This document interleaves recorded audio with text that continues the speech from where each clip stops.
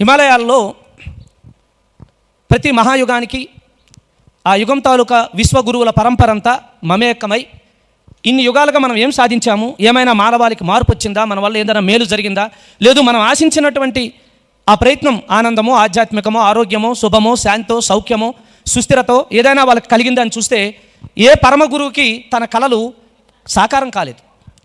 అన్నీ అసంపూర్ణంగా ఉన్నాయి. మహావతార్ బాబాజీ నుంచి సాయిబాబా వరకు, సిద్ధారుడు కావచ్చు, పరమ గురువుల మండలి అంతా కూడా ఎంత ప్రయత్నం చేసినా ఈ మానవాళిలో వాళ్ళు అనుకున్నంత మార్పు ఇక్కడ కనిపించట్లేదు.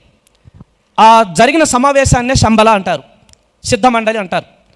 అక్కడ జరుగుతున్నప్పుడు వాళ్ళందరూ ఇక మనం వేరువేరుగా చేస్తే అయ్యే పని కాదు ఇది, మన అందరి లక్ష్యం ఒకటే గనక మన అందరి లక్ష్యాన్ని నెరవేర్చే విధంగా మన ఒక సమిష్టి సామూహిక ప్రణాళిక వేసి ఎవరికి అందించాలని చూసినప్పుడు వారికి కనిపించింది బ్రహ్మర్షి పితామహ పత్రిజీ.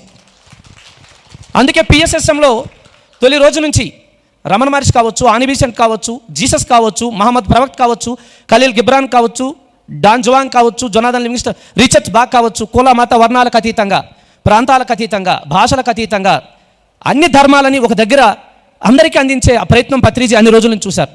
ఆ సమావేశంలో ఆ రోజు వీరబ్రహ్మేంద్ర స్వామి ఉన్నారు, మరి మన షిరిడి సాయి వారు ఉన్నారు, అలాగే మన మహావతార్ బాబాజీ ఉన్నారు, వివేకానంద ఉన్నారు, రామకృష్ణ